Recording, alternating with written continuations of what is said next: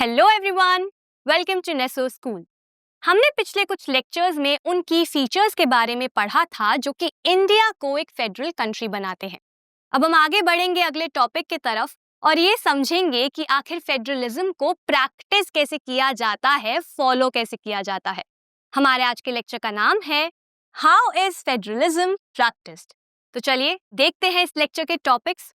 हमारे इस लेक्चर का एक ही टॉपिक होने वाला है जिसका नाम है इंट्रोडक्शन। इस टॉपिक में हम ये समझेंगे कि कैसे इंडिया में फेडरलिज्म को प्रैक्टिस किया गया और कैसे हमारे देश में, भारत में फेडरलिज्म को सक्सेसफुल बनाया गया, मतलब सफल बनाया गया। ये टॉपिक आपके चैप्टर में यहाँ पर दिया गया है। तो बिना किसी देरी के शुरू करते हैं और देख लेते हैं हमारा सबसे पहला पॉइंट। यहाँ पर लिखा है, Constitutional provisions are necessary for the success of federalism, but these are not sufficient. यहाँ पर लिखा है कि जो हमारे कॉन्स्टिट्यूशनल प्रोविजंस हैं, मतलब संवैधानिक प्रावधान है, ये नेसेसरी है, ये बहुत ज्यादा जरूरी है। किस लिए? फेडरलिज्म के सक्सेस के लिए, फेडरलिज्म की सफलता के लिए। लेकिन ये प्रोविजंस सफिशिएंट नहीं है, मतलब कि ये काफी नहीं है।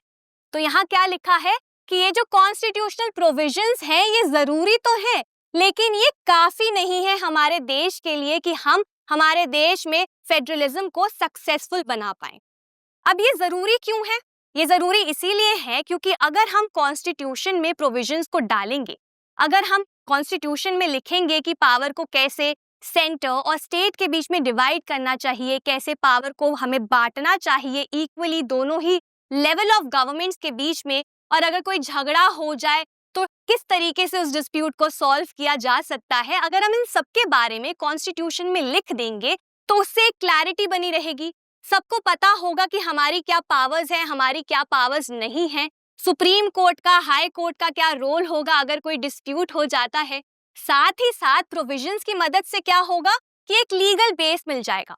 मतलब अगर किसी भी एक लेवल ऑफ गवर्नमेंट ने अपनी पावर का मिसयूज किया या फिर किसी और की पावर छीनने की कोशिश करी, तो यहाँ पर इन सभी लेवल ऑफ गवर्नमेंट्स के पास ये पावर होगी कि वो कोर्ट के पास जा सके। क्यों? क्योंकि इनके बारे में कहाँ पर लिखा गया है? कॉन्स्टिट्यूशन में लिखा गया है, जिसकी मदद से इनको लीगल बेस मिल जाएगा, लीगल अथॉरिटी मिल जाएगी।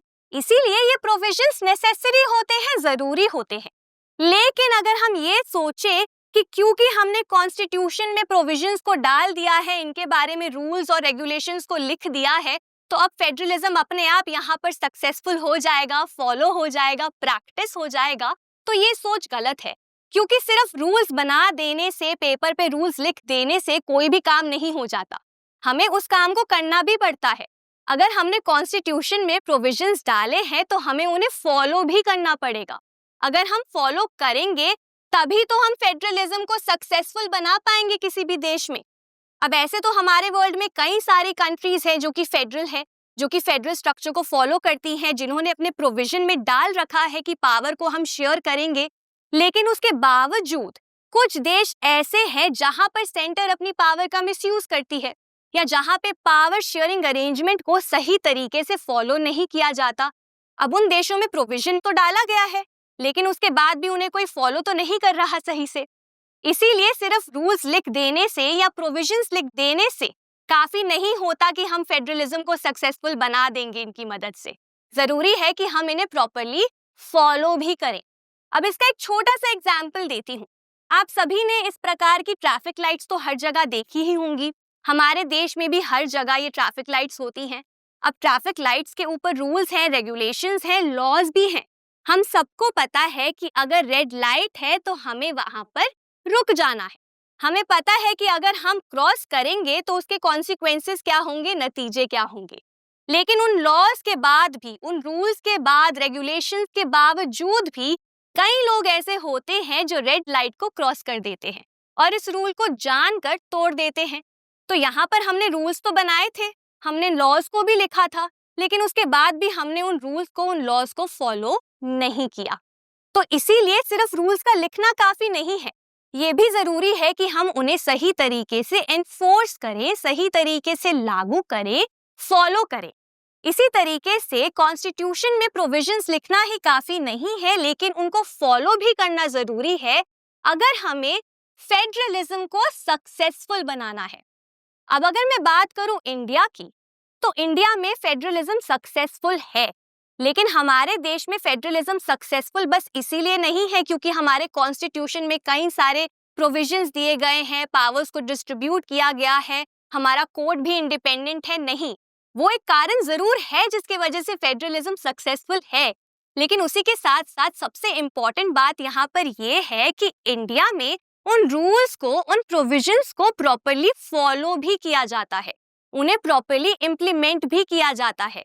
हमारे देश में ऐसे कई तरीके हमने ढूंढे जिसकी मदद से हम इन प्रोविजंस को लागू कर सके और प्रॉपरली फॉलो कर सके। अब इस बात को हम याद रखेंगे और देखेंगे हमारा अगला पॉइंट। यहाँ पर लिखा है, the real success of federalism in India can be attributed to the nature of democratic politics in our country. मतलब कि हमारे देश में, इंडिया में जो फेडरलिज्म सक्सेसफुल है, फेडरलिज्म को जो असली सफलता मिली है, उसको किससे एट्रीब्यूट करते हैं, मतलब किसको श्रेय जाता है इस बात का? हमारे देश की डेमोक्रेटिक पॉलिटिक्स को इसका श्रेय जाता है। डेमोक्रेटिक पॉलिटिक्स का मतलब है लोकतांत्रिक राजनीति का जो नेचर है, जो स्वभाव है, उसको श्रेय जाता है इस बात का कि हमारे देश में फेडरलिज्म सक्सेसफुल है सही मायनों में। अब डेमोक्रेटिक पॉलिटिक्स का मतलब क्या है? इसका मतलब ये है कि हमारे देश में डेमोक्रेसी का कल्चर बहुत अच्छे से हमने एस्टैब्लिश करके रखा है। हमारे देश में जो डेमोक्रेसी के आइडियल्स हैं, जो वैल्यूज हैं, हमने उन्हें प्रॉपरली फॉलो किया है। डेमोक्रेटिक पॉलिटिक्स में क्या क्या आता है? जैसे कि हमारे देश में हर 5 साल बाद इलेक्शंस होते हैं, मतलब कि हमारे देश में रेगुलर इलेक्शंस होते हैं, फ्री एंड फेयर इलेक्शंस होते हैं।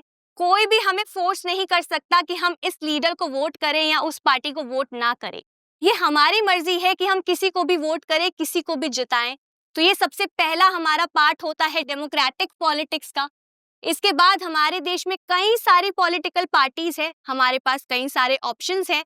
वो सभी पॉलिटिकल पार्टीज आपस में झगड़ती हैं, आपस में compete करती हैं, प्रतियोगिता करती हैं, और फिर क्या करती है, पावर को शेयर करती है उसके थ्रू, उस कंपटीशन के थ्रू। साथ साथ हमारे देश में इंडिपेंडेंट जुडिशरी है, न्यूट्रल जुडिशरी है, मतलब अगर सेंटर और स्टेट के बीच में कोई भी झगड़ा हो जाता है तो यहाँ पे जुडिशरी बायस नहीं है, एक तरफा नहीं है। वो प्रॉपर रूल्स को देखेगी, प्रोविजंस को समझेगी और उसके बाद डिसीजन लेगी कि सेंटर सही है या स्टेट सही है। तो हमारी जुडिशरी भी इंडिपेंडेंट है, हमारी जुडिशरी भी अनबायस्ड है। हम लोग, हम सिटीजन्स भी यहाँ पे क्या है, बहुत ज्यादा पार्टिसिपेटिव है। हम अपनी डेमोक्रेसी में पार्टिसिपेट करते हैं, भाग लेते हैं, और इन्हीं सब वजहों के वजह से हमारे देश का जो डेमोक्रेटिक पॉलिटिक्स है, उसका जो स्वभाव है, उसका जो नेचर है, वो काफी ज्यादा अच्छा है, काफी ज्यादा स्ट्रॉन्ग है, और इसी वजह से हमारे देश में फेडरलिज्म भी सक्सेसफुल है। अब इसके बाद देखते हैं हमारा third point. There are 3 major ways through which the spirit of federalism, respect for diversity and desire for living together became shared ideals in India. अब मैंने पहले भी आपको बताया था कि हमारे देश में हमने कुछ ऐसे तरीकों को अपनाया जिनकी वजह से हम फेडरलिज्म को अच्छे तरीके से सक्सेसफुल बना पाए, सही तरीके से प्रैक्टिस कर पाए।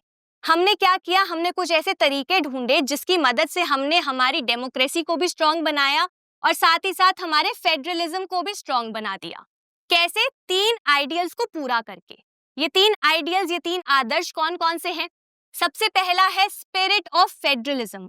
स्पिरिट ऑफ फेडरलिज्म का मतलब होता है कि हमारे देश में अलग अलग लेवल में पावर को शेयर किया गया है, बांटा गया है। तो हमने जो सोल है फेडरलिज्म की, जो बेसिक आइडिया है फेडरलिज्म का, उसको जिंदा रखा है। दूसरा आइडियल क्या है? Respect for diversity.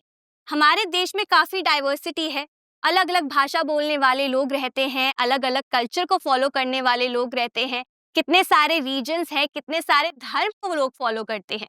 उस डाइवर्सिटी को हमने क्या किया है? रिस्पेक्ट किया है, हमने सम्मान दिया है उस डाइवर्सिटी।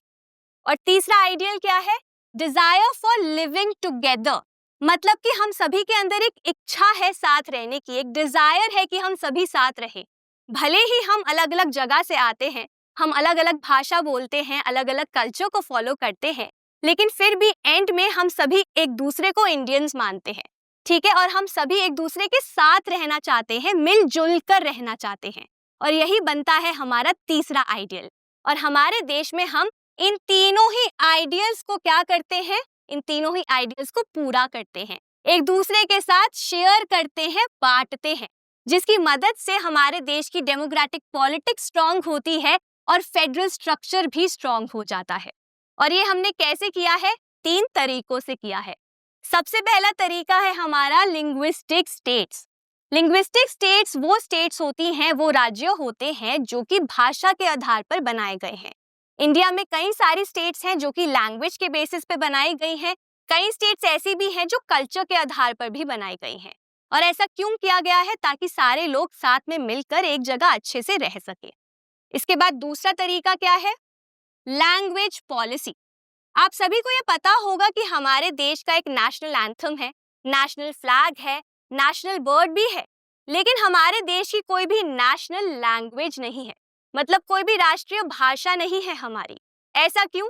क्योंकि हमारे देश में कई सारी भाषाएं हैं, हमारे देश में लोग काफी डिफरेंट लैंग्वेजेस का यूज करते हैं। इसीलिए हमारे लीडर्स को ये लगा कि हम अगर किसी एक भाषा को नेशनल लैंग्वेज बना देंगे तो वो अनफेयर होगा।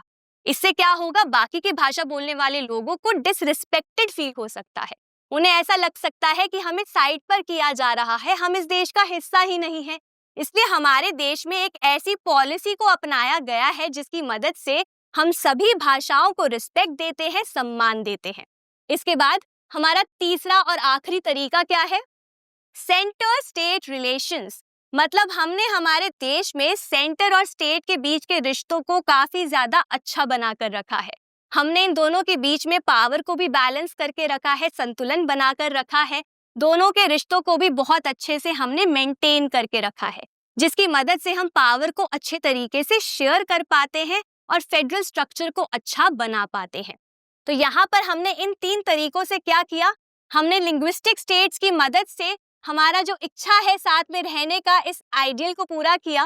लैंग्वेज पॉलिसी की मदद से हमने हर एक लैंग्वेज को रिस्पेक्ट दी, सम्मान दिया।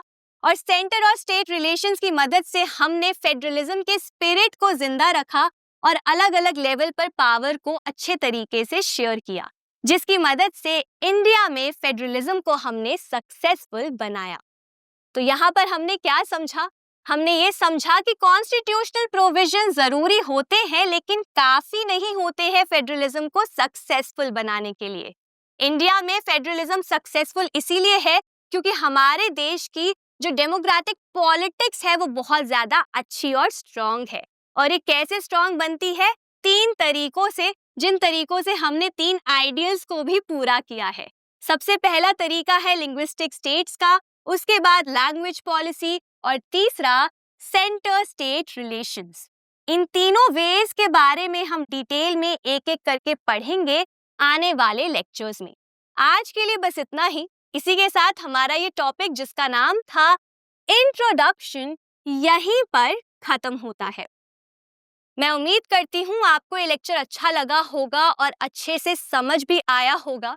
अब मैं मिलूंगी आपसे अगले लेक्चर में लिंग्विस्टिक स्टेट्स के साथ, जहां पर हम ये डिस्कस करेंगे कि कैसे लिंग्विस्टिक स्टेट्स की मदद से हमारे देश में फेडरलिज्म को सक्सेसफुल बनाया गया। Thank you.